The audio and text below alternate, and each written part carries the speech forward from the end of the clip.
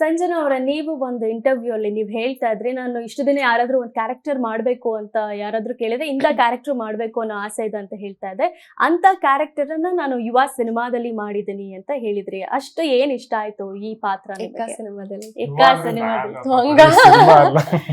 Okay, ಯಾ ಹೌದು. ಅಂದ್ರೆ ಒಂದು ಕಂಪ್ಲೀಟ್ಲಿ ನೋ ಮೇಕಪ್ ಲುಕ್ ಅಲ್ಲಿ ಈ ಪಾತ್ರ ತುಂಬಾ ಕನೆಕ್ಟ್ ಆಗುತ್ತೆ ಹುಡುಗಿರ್ಗೆ. ಅಂದ್ರೆ ನಾವು ಮನೇಲಿ ಯಾವಾಗ್ಲೂ ಡ್ರೆಸ್ಡ್ ಅಪ್ ಆಗಿ ಗ್ರೂಮ್ ಆಗಿ ಕುತ್ಕೊಂಡಿರೋದಿಲ್ಲ ಅಲ್ವಾ. ಸೊ ಈ ಪಾತ್ರ ಅದೇ ತರ ನಮ್ ಹೆಣ್ಮಕ್ಳು ಸಿನಿಮಾ ನೋಡಿದಾಗ ಸ್ಕ್ರೀನ್ ಮೇಲೆ ಪ್ರತಿಯೊಬ್ಬರಿಗೂ ಅನ್ಸುತ್ತೆ ನಾವ್ ಹಿಂಗೆ ಅಲ್ವಾ ಇರೋದು, ಹಿಂಗೆ ಅಲ್ವಾ ಆಡೋದು, ಹಿಂಗೆ ಕುತ್ಕೊಳ್ಳೋದಲ್ವಾ ಅಂತ ಹಾವಭಾವಗಳು ಈ ಕ್ಯಾರೆಕ್ಟರ್ಗೆ.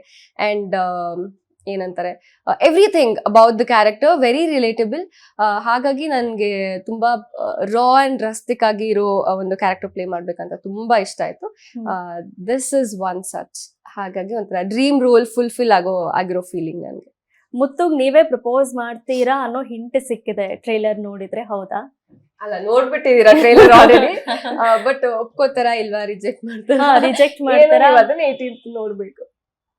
ಎಲ್ಲ ಕೇಳಿದ್ರು ಸಿನಿಮಾ ನೋಡ್ಬೇಕು ಅಂತ. ಮತ್ತೆ ಕರೆಕ್ಟ್ ಆಗಿ ನೋಡಿಲ್ಲ ನೀವು. ಇಲ್ಲ, ನಾನು ಸಾಂಗ್ ನೋಡಿದೀರಾ? ನೋಡಿದ್ದೀನಿ. ಹೆಂಗ್ ಶುರು ಆಗಿದೆ, ನಾನ್ ತಾನು ಹಿಂದೆ ಬಿರ್ದಿರ್ತೀನಿ ಇಡೀ ಸಾಂಗ್. ಬಟ್ ಅವ್ರು ಒಂದು ಸೀನ್ ಅಲ್ಲಿ ಕೇಳ್ತಾರೆ ಅಲ್ವಾ, ಏನಂತ? ಸೀರಿಯಸ್ ಆಗಿದೆ ನೀ ಲೈಫ್ ಲಾಂಗ್ ಅನ್ನೋ ತರ. ಮದ್ವೆ ಆಗ್ತೀರಾ? ಕರೆಕ್ಟ್ ಆಗಿ ಹಿಡಿದಿದ್ದಾರೆ. ಅದಕ್ಕೆ ನಿಮ್ಮನ್ನ ರಿಜೆಕ್ಟ್ ಮಾಡ್ತಾರ ಒಪ್ಕೊಂತಾರ ಅಂತ ನೋಡಿ.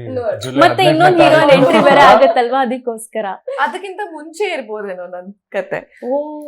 ಅದಕ್ಕಿಂತ ಮುಂಚೆ ಇವ್ರ ಕತೆ ಬರುತ್ತಾ? ಹಿಂಟ್ ಇನ್ನೊಂದು ಕೊಟ್ರು. ಆ ಸಿನಿಮಾದಲ್ಲಿ ಏನಾದ್ರು ಇಬ್ರು ಹೀರೋಯಿನ್ ಗಳಿಗೆ ಕ್ಲಾಶ್ ಆಗೋ ಸೀನ್ಸ್ ಏನಾದ್ರು ಇದೆಯಾ?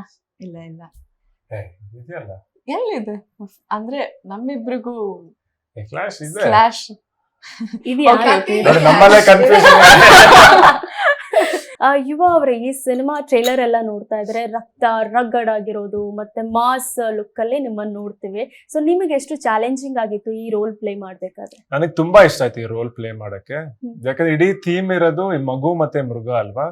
ಸೊ ಒಂದ್ ಇನ್ನೋಸೆನ್ಸ್ ಇರೋ ಒಂದ್ ಹುಡುಗನು ಪ್ಲೇ ಮಾಡಕ್ ಸಿಕ್ತು, ಅಂಡ್ ಕಂಪ್ಲೀಟ್ ಆಗಿ ವೈಲೆಂಟ್ ಆಗಿರೋ ಕ್ಯಾರೆಕ್ಟರ್ನು ಪ್ಲೇ ಮಾಡಕ್ ಸಿಕ್ತು. ಅಂಡ್ ಆ ಟ್ರಾನ್ಸಿಷನ್ ಇದೆಯಲ್ಲ, ಅದನ್ನ ಆಕ್ಟ್ ಮಾಡ್ದಾಗ್ಲಿ ಅದರಿಂದ ನಾನು ತುಂಬಾ ಕಲಿತೆ.